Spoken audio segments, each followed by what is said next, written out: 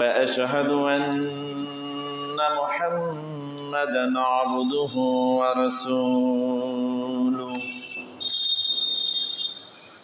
أما بعد فإن خير الحديث كتاب الله وخير الهدي هدي محمد صلى الله عليه وسلم وشر الأمور محدثاتها وكل محدثة بدعة وكل بدعة ضلالة وكل ضلالة في النار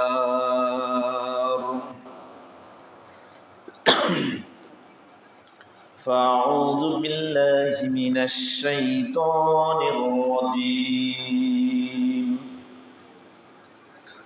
وما خلقت الجن والإنس إلا ليعبدون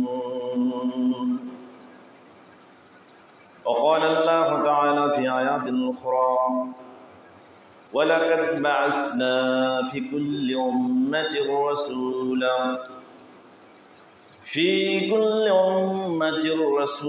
أن اعبدوا الله واجتنبوا الطاغوت আলহামদুলিল্লাহ, সমস্ত প্রশংসা মহান আল্লাহ সুবহানাহু ওয়া তাআলার জন্য, যে মহান আল্লাহ সুবহানাহু ওয়া তাআলা পৌনপুনিক আজকের এই জুমার দিনে পায়ে হেঁটে অথবা যানবাহনে এসে খতিবের কাছাকাছি বসে কোরআন এবং সহিহ হাদিস থেকে আলোচনা করা এবং শোনার তৌফিক দান করেছেন। সে আল্লাহর দরবারে সাজদা তো শুকর জানাই, সকলে বলি আলহামদুলিল্লাহ।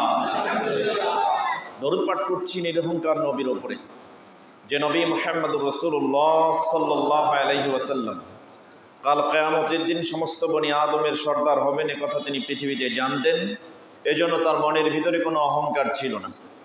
যে নবী মুহাম্মদুর রাসূলুল্লাহ সাল্লাল্লাহু আলাইহি ওয়াসাল্লাম কাল কিয়ামতের দিন ডান হাতে প্রশংসার পতাকা ধারণ করবেন এবং সেই পতাকার ছায়াতলে সমস্ত নবী রাসূলগণ অবস্থান করবেন, এ কথা তিনি পৃথিবীতে জানতেন। এজন্য তার মনের ভিতরে কোনো অহংকার ছিল না।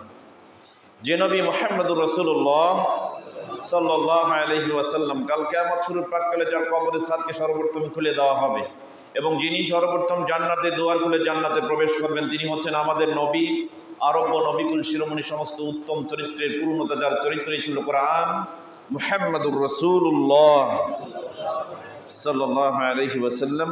তার উপর শতকোটি দরুদ ও সালাম বর্ষিত হোক। সকলে আমার সাথে পড়ুন আল্লাহুম্মা সাল্লি ওয়া সাল্লিম আলা নবিয়িনা